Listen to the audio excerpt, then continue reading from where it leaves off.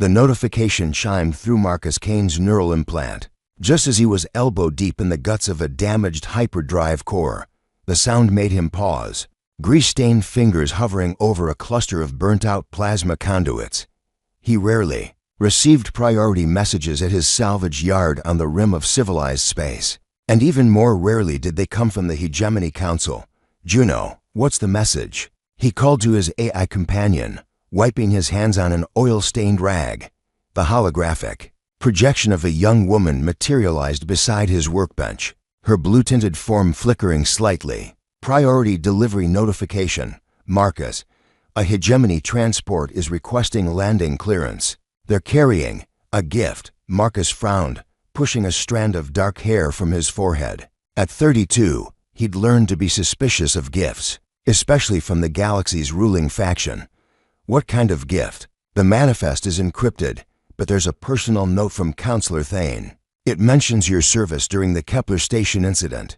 The memory hit him like a punch to the gut. 3 years ago, when pirates had attacked the civilian station, Marcus had used his modified freight hauler to evacuate families trapped in the outer ring. He'd saved nearly 200 lives, including Counselor Thane's daughter. The man had promised a reward, but Marcus had refused it, wanting nothing to do with Hegemony politics. Apparently, the counselor had other ideas. 20 minutes later, the sleek black transport settled onto his landing pad with barely a whisper. Marcus watched from his workshop doorway as the cargo bay opened and 3 figures emerged. 2 were standard Hegemony guards in their intimidating crimson armor, but the third made him step back in surprise. The being was clearly Zeltharian One, of the warrior species that had been conquered by the Hegemony decades ago. She stood nearly 6 feet tall, her lithe frame marked by the telltale signs of her people, skin that shifted between deep purple and silver depending on the light, elongated limbs that spoke of both grace and deadly efficiency, and the intricate, biomechanical augmentations that all Zeltharian soldiers received. But something was wrong. Very wrong. The female Zeltharian swayed on her feet, her usually perfect posture broken. Dark fluid blood, Marcus realized, seeped from poorly healed wounds along her arms and neck. Her augmentations sparked intermittently, casting brief shadows across her angular features. Most disturbing of all were her eyes. Once they would have glowed with the fierce amber light of her people, but now they were dim, clouded with pain, and something that looked like resignation. One of the guards stepped forward, his voice amplified by his helmet's speakers. "Marcus Kane, Counselor Thane sends his regards and this token of appreciation for your heroic actions." Marcus found his voice. "She's not a token, she's a person." The guard's helmet tilted slightly, as if the concept confused him. This unit was scheduled for termination. Genetic modifications proved unstable. Combat efficiency declined below acceptable parameters.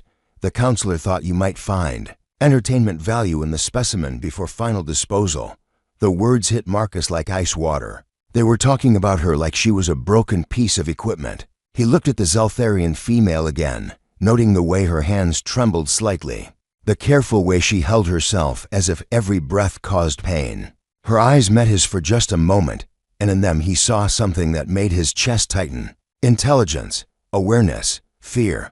"What's her name?" Marcus asked quietly. "Designation, Nix 77 Alpha.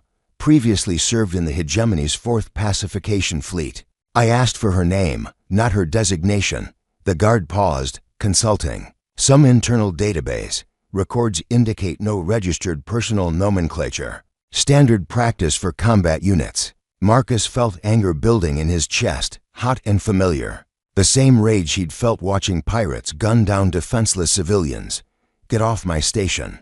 The delivery is complete." Marcus stepped forward, his hand moving instinctively to the plasma pistol at his hip. "Now get off my station before I decide to test the range on my new defense turrets." The guards exchanged glances, then moved back toward their transport without another word. Within minutes, they were gone, leaving only the acrid smell of their ship's engines and the broken Zeltharian female standing alone on his landing pad. Marcus approached her slowly, keeping his hands visible and his movements non-threatening. Up close, he could see the extent of her injuries. Burns from neural disruption covered her neck and scalp. Her left arm hung awkwardly, the biomechanical components clearly damaged. Worst of all, her breathing was shallow and labored. "Can you understand me?" he asked softly in standard galactic. Her eyes focused on him with obvious effort. When she spoke, her voice was barely a whisper, rough with pain. "Yes, what's your real name?" She blinked slowly, as if the question surprised her. "They called me Nyx, NYX. Marcus tasted the name, finding it suited her somehow. "I'm Marcus, and I'm not going to hurt you." Something flickered in her eyes, surprise. Maybe even hope. "You're human. Last I checked." He gestured toward his workshop. "Can you walk? You need medical attention?" Nyx nodded, taking a careful step forward. Her leg buckled immediately, and Marcus caught her before she could fall. She was lighter than he'd expected, her body feeling fragile despite the augmentations. Her skin was surprisingly warm where it touched his arm. "Sorry," she whispered. "The neural inhibitors they used, motor functions are compromised." Marcus felt his jaw clench. Neural inhibitors were torture devices, designed to cause maximum pain while keeping the subject conscious. "How long were you subjected to them?" 17 days. Standard punishment for questioning orders. "What orders?" Nyx's eyes met his again, and this time he saw a flicker of her former fire. "They wanted me to execute civilians on Dracon Prime, families hiding in the underground tunnels." Her voice grew stronger. "I refused." Marcus stared at her for a long moment, pieces clicking into place. She hadn't been broken by failure or genetic instability. She'd been broken for having a conscience, for choosing mercy over orders. "Come on," he said gently, supporting her weight as they walked toward his workshop. "Let's get you patched up." As they entered the cluttered space filled with salvaged ship parts and repair equipment, Nyx looked around with obvious confusion. "Why are you helping me? The hegemony gave me to you for entertainment." Marcus guided her to a chair near his medical station, a small but well-equipped setup he'd installed after too many accidents with dangerous salvage. "Because the hegemony is wrong about a lot of things, including what you're worth," he began, pulling medical supplies from storage containers, his movements efficient despite the rage still burning in his chest. "Besides, someone who refuses to murder civilians, that's not broken. That's exactly what this galaxy needs more of." Nyx watched him work, her expression unreadable. "You don't know me. I've done terrible things, killed many people in service to the hegemony. We've all got blood on our hands," Marcus replied, preparing a neural stabilizer injection. "What matters is what we choose to do next." As he approached with the medical equipment, Nyx didn't flinch or pull away. Instead, she held perfectly still, watching his face with those intelligent, pain-filled eyes. "What happens after you heal me?" Marcus paused, the question hitting him harder than he'd expected.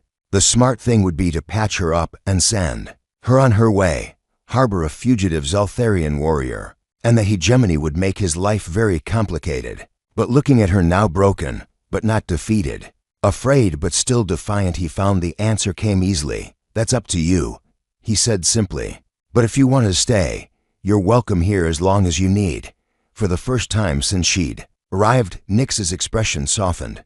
The warrior's mask slipped, revealing something vulnerable underneath. "Why?" Marcus met her gaze steadily. "Because everyone deserves a chance to choose their own path, and because," he hesitated, then decided, "on honesty, because I don't think either of us should face whatever comes next alone." As he began treating her wounds, Marcus couldn't shake the feeling that his quiet life on the rim had just become infinitely more complicated. But watching the tension slowly leave Nyx's shoulders as the pain medication took effect, seeing the first hints of hope return to her amber eyes, he found he didn't mind the complication at all. Outside his workshop, the stars wheeled overhead in their ancient patterns, indifferent to the small acts of kindness that might just change everything. The first 3 days were the hardest. Nyx drifted in and out of consciousness, her body fighting off the lingering effects of neural torture while Marcus worked tirelessly to repair her damaged augmentations. He'd moved her to the small living quarters attached to his workshop, a sparse but comfortable space with a real window overlooking the crystalline formations. That gave his asteroid home its name. Her neural pathways are severely damaged, Juno reported, her holographic form hovering over Nyx's sleeping figure. The inhibitors didn't just cause pain, they rewrote sections of her motor cortex. Some functions may never fully return. Marcus looked up from the delicate biomechanical component. He was repairing part of Nyx's left arm assembly. What about her memories? Intact, as far as I can tell. The hegemony wanted her to remember her disobedience. Psychological warfare. Bastards, Marcus muttered, returning his attention to the intricate work. Zeltharian technology was beyond anything humans had developed, requiring a combination of organic and synthetic expertise he'd had to learn through trial and error. On the fourth day, Nyx woke up properly. Marcus was replacing a burned-out neural relay when her eyes opened, focusing on him with surprising clarity. "You're still here," she said, her voice stronger than before. "Where else would I be? This is my home." He set down his tools and moved to check her vitals on the medical scanner. "How do you feel?" Nyx attempted to sit up, moving slowly and carefully. "Better. The pain is manageable now." She looked at her left arm, flexing the fingers experimentally. "You repaired the motor controls, some of them. The damage was extensive." Marcus helped her into a sitting position, noting how her hand trembled slightly. "It'll take time for the neural pathways to reestablish themselves." "Time," Nyx repeated, as if the concept were foreign. "How long have I been unconscious?" "For days." "You were exhausted." Marcus moved to a small food preparation unit in the corner. "When did you last eat a real meal?" The question seemed to surprise her. Before the punishment began.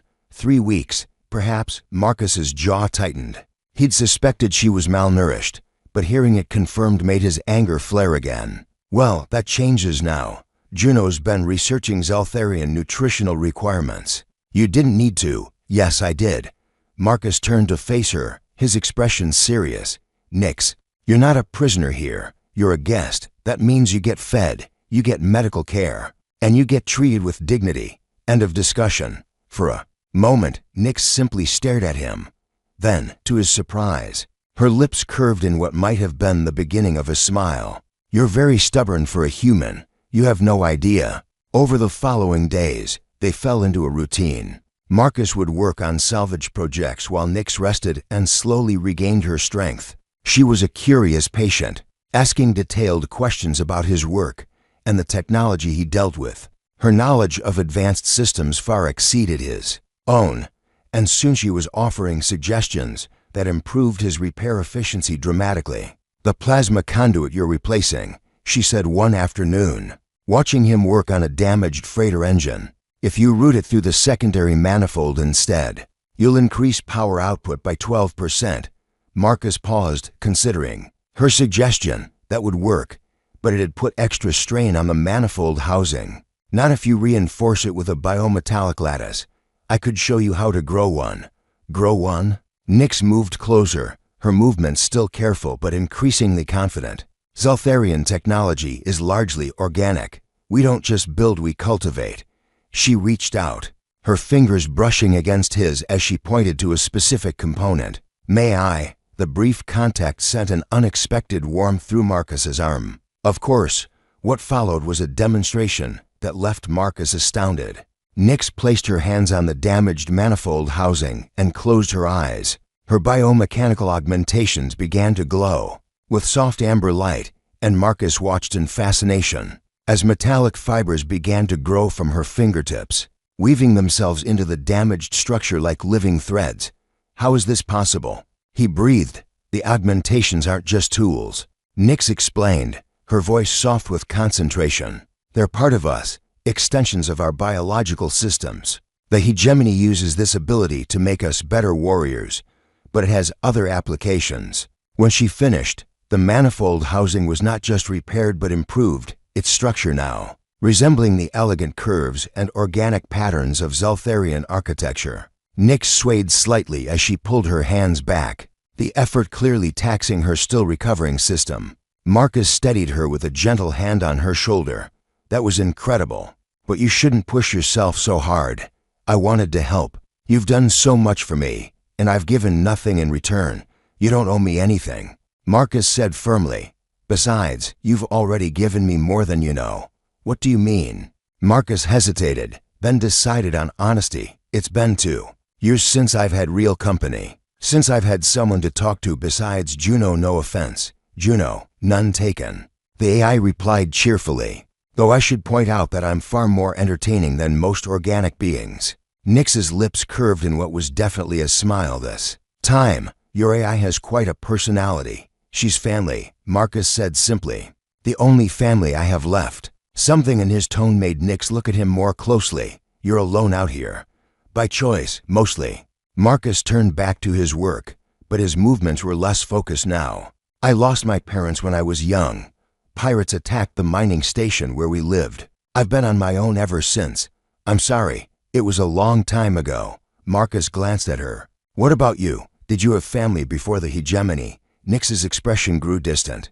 I was very young when they took me. I remember, fragments. A woman with silver hair who sang to me. Warm sunlight through purple leaves. The taste of sweet water from a mountain stream. She shook her head. But they taught us that such memories were weaknesses. Distractions from our purpose. They were wrong, Marcus said quietly. Those memories are what make you who you are. That evening, they shared a meal together, the first time Nix had eaten at a table rather than from a medical feeding tube. Marcus had prepared a simple stew, modified with nutrients Juno had identified as essential for Zeltharian physiology. Nix ate slowly, savoring each bite with an expression of wonder. It's been so long since food had flavor, she murmured. In the military, everything was nutritionally optimized but tasteless. Food should be enjoyed, not just consumed, Marcus replied. It's one of life's simple pleasures. Simple pleasures, Nix repeated thoughtfully. The hegemony considers such things frivolous. The hegemony considers a lot of things frivolous, like mercy, like choice, like treating people as individuals rather than assets. Nix set down her spoon, studying his face. You hate them. I hate what they do, what they represent. Marcus met her gaze. They've turned the galaxy into a machine, and anyone who doesn't fit their specifications gets discarded. Like me. You weren't discarded because you were broken, Marcus said intensely. You were discarded because you were human. Nix blinked. In surprise. I'm not human. Humanity isn't a species, it's a choice. The choice to value life over orders, to show mercy to the helpless, to risk everything for what's right. Marcus reached across the table, his fingers brushing against hers. You chose to be human when you refused to kill those civilians. That's why they wanted to destroy you. Nix stared down at their joined hands, her amber eyes bright with unshed tears. I don't understand why you care so much. I'm a weapon, a killer. So am I when I have to be. But that's not all we are. Marcus squeezed her fingers gently. We're also capable of kindness, of protecting instead of destroying, of healing instead of hurting. When Nix looked up at him, something had changed in her expression. The careful mask she wore had slipped, revealing vulnerability and something else, something that made Marcus's heart beat faster. No one has ever spoken to me the way you do, she whispered. Like I'm worth saving. You are. Marcus replied without hesitation. You're worth so much more than they ever told you. Later that night, Marcus lay awake in his own quarters, thinking about the woman recovering in the next room. 3 weeks ago, his biggest concern had been a delayed shipment of fusion cores. Now he found himself caring about someone in a way he hadn't allowed himself to feel in years. It was dangerous, he knew. Nix was still healing, still vulnerable, and the hegemony would eventually come looking for their lost weapon. But as he listened to her peaceful breathing through the thin walls, Marcus found he couldn't regret his choice to help her in the other room. Nix stared up at the ceiling, her mind racing despite her body's exhaustion. For the first time in her life, she was free to choose her own path, free to decide who she wanted to be, and increasingly, she found herself wanting to be someone worthy of the kindness Marcus had shown her. The thought terrified and thrilled her in equal measure. 3 weeks into Nix's recovery, everything changed with the arrival of a single, innocuous data crystal.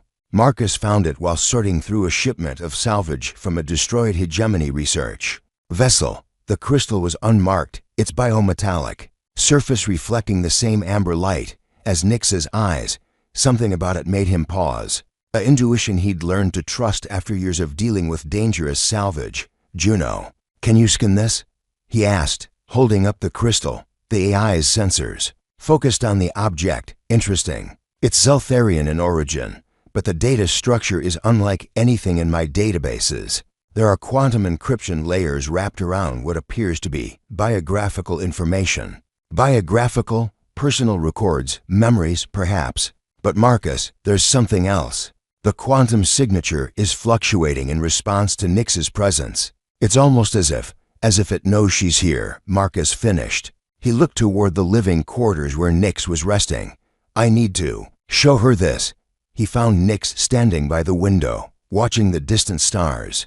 Her posture was straighter now, her movements more confident as her body continued to heal. She'd taken to wearing one of his old work shirts over her standard issue hegemony clothing, and the sight of her in something that belonged to him did strange things to his pulse. "NYX? I found something you should see." She turned, and Marcus was struck again by how beautiful she was. Her features were angular in the way of her people, but there was a grace to them that spoke of nobility rather than severity. Her silver-purple skin caught the light from the window, and her amber eyes held an intelligence that the hegemony had tried and failed to extinguish. "What is it?" she asked, moving closer. Marcus held out the crystal. It came from a hegemony research vessel. "Juno thinks it contains Zeltharian memories." The moment Nyx saw the crystal, she froze. Her eyes widened, and she took an involuntary step backward. "Where did you find this?" "In the salvage shipment." "Nyx, what's wrong? You look like you've seen a ghost." I remember this." Her voice was barely a whisper. "It's a memory crystal. My people used them to preserve important experiences, to pass knowledge between generations." She reached out with a trembling hand. "But this one, it feels familiar." When her fingers made contact with the crystal, the effect was immediate. The small object began to glow with warm amber light, and suddenly the air around them shimmered. A holographic projection began to form, not sharp and clinical like Juno's displays, but soft and organic, like captured light given form. The image resolved into a scene that took Marcus's breath away. They were looking at what could only be the Zeltharian homeworld before the hegemony conquest. Purple-leaved trees swayed in an alien breeze, their branches heavy with bioluminescent fruit. Crystal spires rose in the distance, their surfaces covered with the same organic patterns Marcus had seen in Nyx's repair work. The sky was a deep violet, crossed by 3 silver moons. But it was the figures in the foreground that made Nyx gasp. A Zeltharian woman with silver hair sat beside a clear stream, holding a small child in her arms. The child couldn't have been more than 5 years old, her skin a lighter shade of purple than her mother's, her amber eyes bright with curiosity. "Mama, sing the star song," the child said in an older dialect of galactic standard. The woman smiled and began to hum a melody that seemed to resonate in the crystal itself. The tune was hauntingly beautiful, rising and falling like the whisper of wind through cosmic dust. As she sang, the child laughed and clapped her small hands, and the sound was like silver bells in the alien air. "My name is Nyxara," the child said suddenly, looking directly at where they stood watching. "Nyxara of House Stellaris, and someday, I'm going to see all the stars." The projection faded, leaving them standing in stunned silence. Nyx was trembling, tears streaming down her face as she stared at the now dim crystal. "That was you," Marcus said softly. "That was your mother." "I remember," Nyx whispered. "I remember her voice, her songs, the way she smelled like starflower blossoms." She looked up at him, her eyes bright with a mixture of joy and pain. "My name was Nyxara. I had a name, a family, a home." Marcus felt his chest tighten with emotion. "What happened to them?" "The hegemony came when I was 6. They said our planet had resources they needed, that our people would be given new homes on colony worlds." Nyx's voice hardened. "They lied. The adults were enslaved or executed. The children were taken for special training. I never saw my mother again." "I'm sorry," Marcus said, though the words felt inadequate. "I can't imagine what that was like. For the longest time, I couldn't imagine it either. They used neural conditioning to suppress our memories, to make us forget who we were before we became their weapons." She held up the crystal, its surface still faintly glowing. But this is proof that I was someone before they made me into Nix 77 Alpha. I was Nixara Stellaris, and I was loved. You still are, Marcus said quietly. The words hung in the air between them, charged with meaning neither of them had quite intended to voice. Nix looked at him with surprise. Then something deeper, something that made Marcus's heart race. Marcus, she began, but he held up a hand. I'm sorry, I didn't mean to make things complicated. You're still recovering, and I don't want you to feel pressured. Pressured? Nix stepped closer, close enough that he could see the flecks of gold in her amber eyes. Marcus, for 20 years I've been told I was nothing but a weapon, a tool to be used and discarded. But you've made me remember what it feels like to be a person, to be cared for. You are a person, Marcus said intensely. You always were, regardless of what they tried to make you. I know that now. Because of you. Nix reached up, her fingers gentle against his cheek. You've given me back my name, my memories, my sense of self. How could I not? She trailed off, but her eyes said what her words couldn't.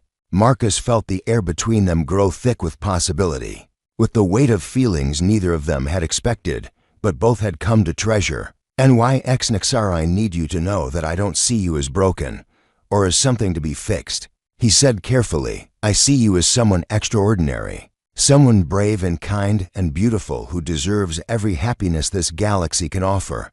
And what if what I want is standing right in front of me? She asked, her voice barely above a whisper. The question hung between them like a bridge waiting to be crossed. Marcus studied her face, looking for any sign that she was acting out of gratitude, rather than genuine feeling. But what he saw in her eyes was clear desire, affection, and something deeper that made his chest feel tight. Are you sure? He asked. I don't want you to feel like you owe me anything. I don't feel like I owe you, Nix replied, stepping even closer. I feel like I choose you. The distinction was everything. Choice, the one thing the hegemony had tried to take from her, the thing Marcus had fought to give back, and she was choosing him. When Marcus leaned down to kiss her, it felt like the most natural thing in the galaxy. Her lips were soft and warm, and she tasted like starlight and possibility. When they finally broke apart, both were breathing hard.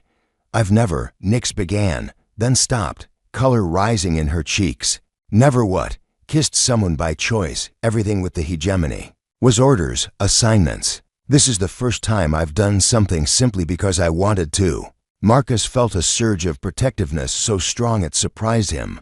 Then we'll take it slow. No pressure, no expectations. Just whatever feels right. Nix smiled, and it transformed her entire face.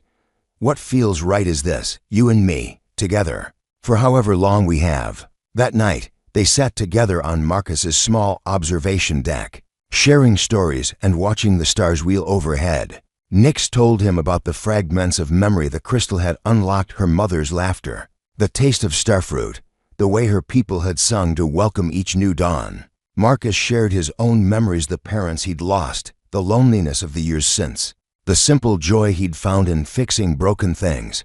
Do you think there are others? Nix asked eventually.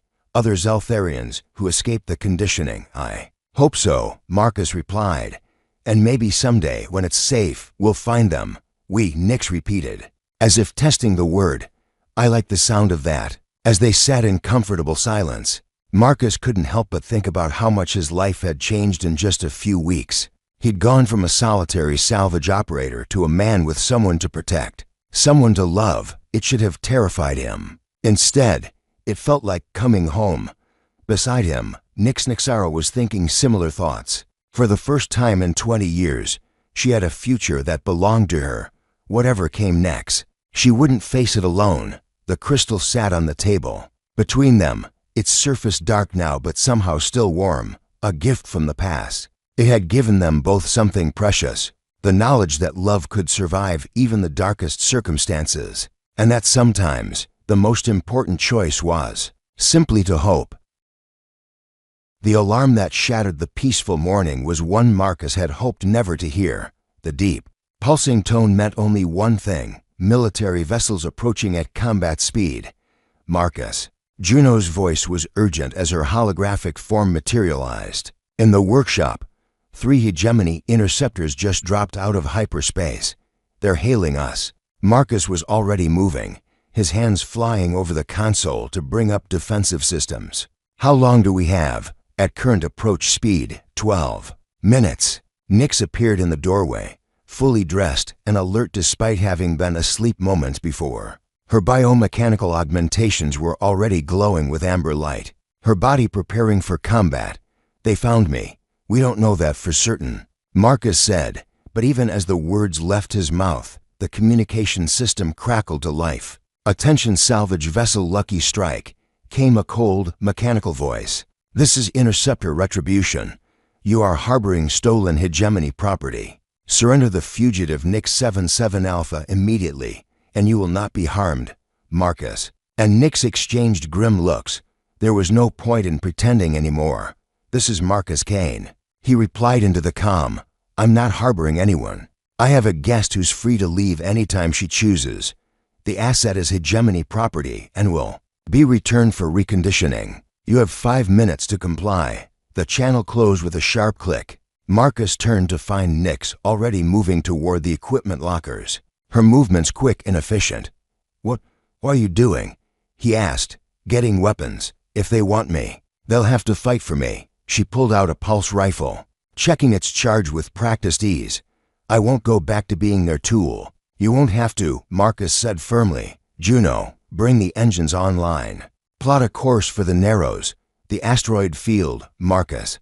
That's incredibly dangerous even for someone with your piloting skills. It's our best chance of losing them." He turned to Nyx.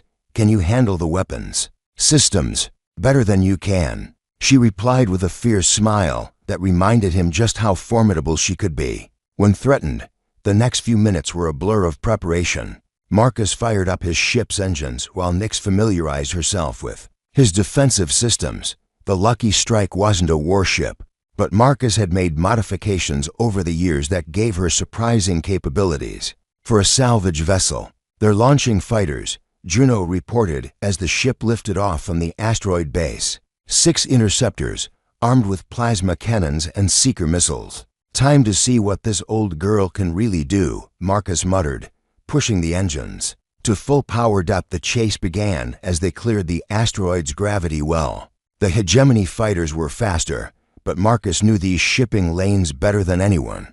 He dove toward the Narrows, the notorious asteroid field that claimed at least 1 ship per month despite all the navigation warnings. "Marcus, this is insane," Nyx said as he rolled the ship between 2 massive asteroids. The clearance measured in meters rather than kilometers. "No one flies through the Narrows at this speed." "No one sane," Marcus agreed, pulling up hard to avoid a tumbling chunk of metal that had once been a frigate. But sanity is overrated. Behind them, the hegemony fighters were forced to slow down, their formation breaking as they navigated the treacherous field. But they were still gaining ground. "Incoming missiles," Nyx announced, her hands dancing over the weapons console. "I'm engaging point defense." The Lucky Strike shuddered as her defensive turrets opened fire, streams of energy reaching out to intercept the incoming projectiles.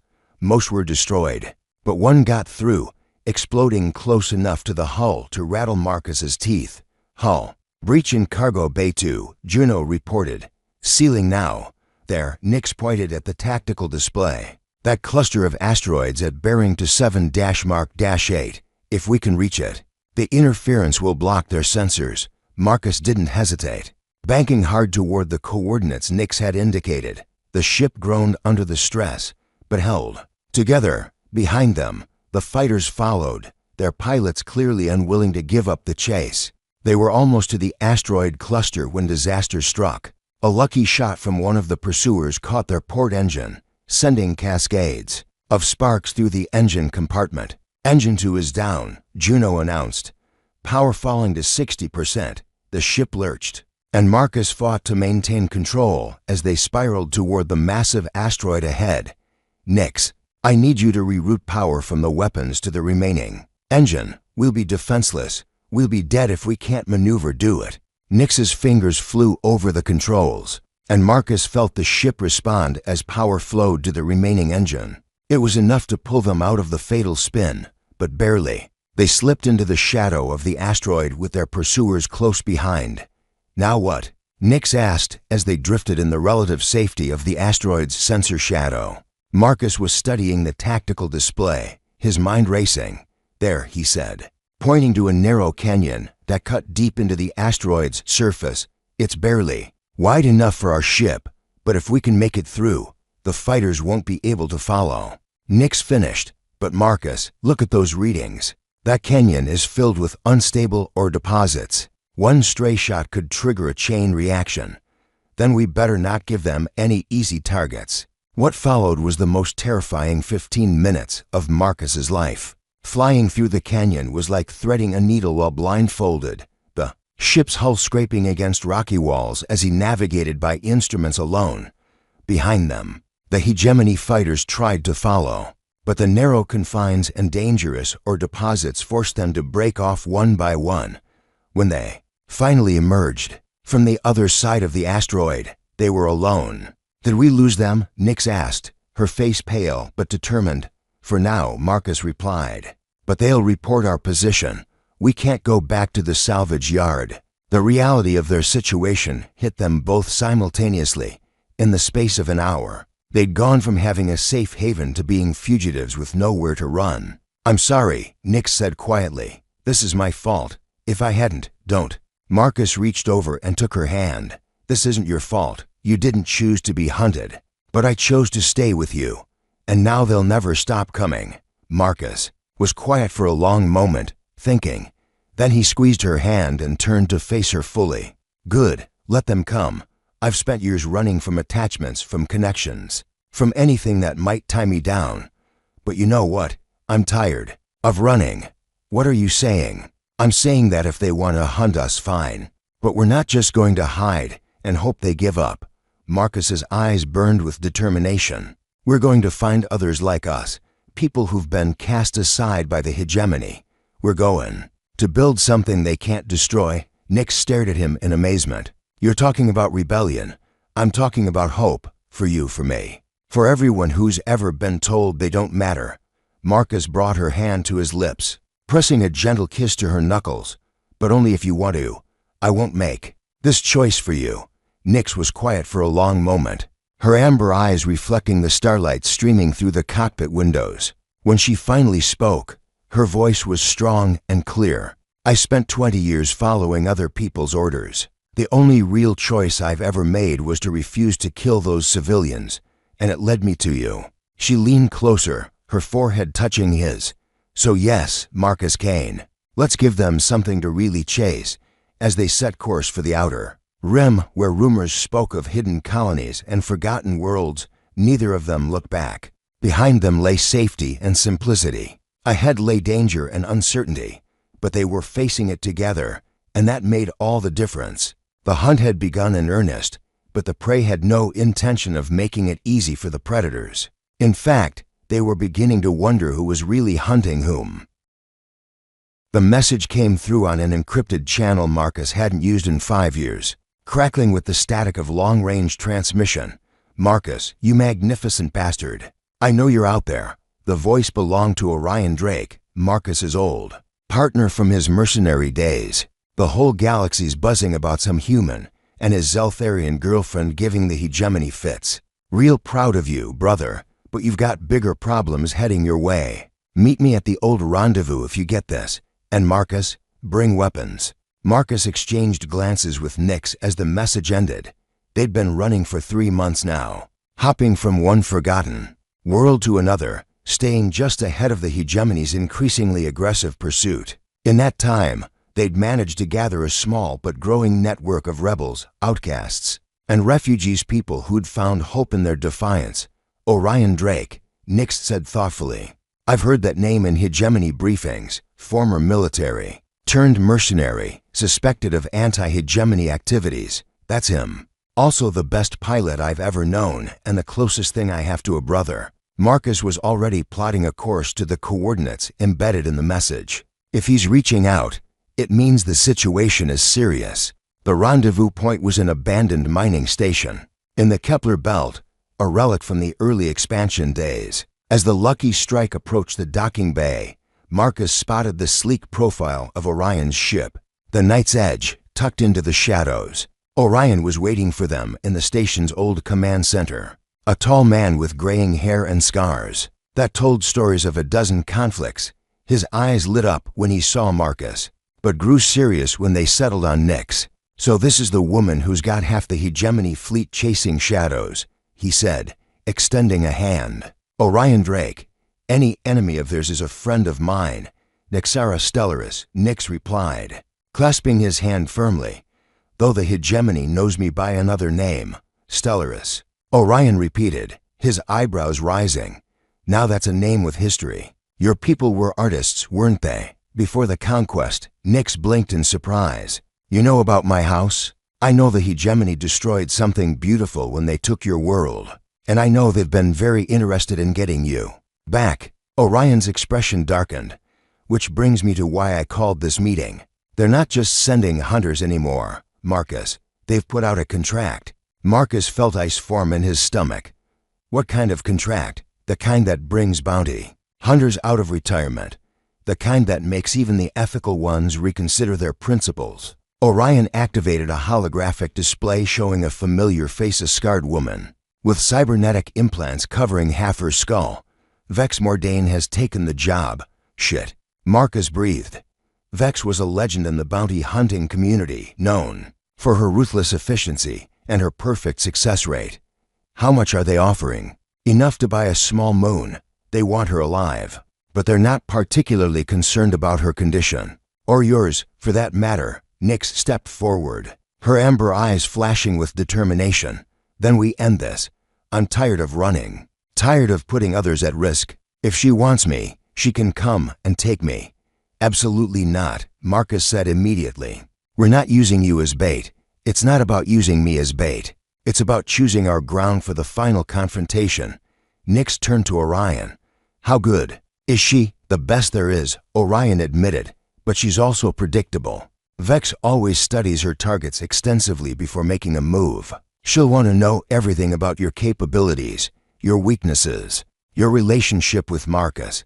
Then we give her information," Nyx said. "Carefully crafted information that leads her exactly where we want her." Marcus stared at her. "What are you thinking?" "I'm thinking that Vex expects to hunt a broken refugee and her naive human protector. She's not prepared for what we've actually become over the next few hours." They crafted a plan that was equal parts brilliant and terrifying. Using Orion's contacts, they would leak information about their location while secretly preparing a trap at an abandoned hegemony research facility on the edge of civilized space. The facility was where captured Zeltharian children had been conditioned into weapons, a place with special significance that Vex would find irresistible. "The psychological profile fits perfectly," Orion confirmed as they reviewed the details. "Vex will see it as poetic justice, capturing you at the place where your people were broken. What she won't expect," Nyx added, "is that I've been there before. I know every corridor, every security system, every way in and out." Marcus still didn't like using Nyx as bait, but he had to admit the plan was solid. And more importantly, it was their choice, not a reaction to someone else's moves, but a deliberate action to end the pursuit on their own terms. The facility loomed against the star field like a wound in space, its angular architecture designed to intimidate rather than inspire. As they approached in the Lucky Strike, Marcus felt Nyx tense beside him.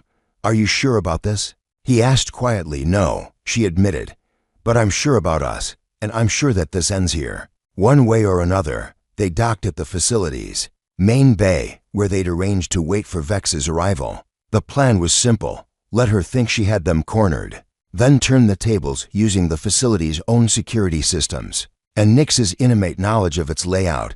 They didn't have to wait long. Vex's ship, a predatory-looking craft bristling with weapons, emerged from hyperspace exactly 2 hours after their arrival. She approached slowly, cautiously, scanning for traps. "NYX-77 Alpha," came Vex's voice over the comm, distorted by her cybernetic vocal modifications. "You've led me quite a chase, but it ends now. My name is Nyxara Stellaris," Nyx replied calmly. "And you're right, it does end now. The bounty hunter ship docked with mechanical precision, and Vex emerged with a squad of combat drones. She was exactly as Marcus had remembered.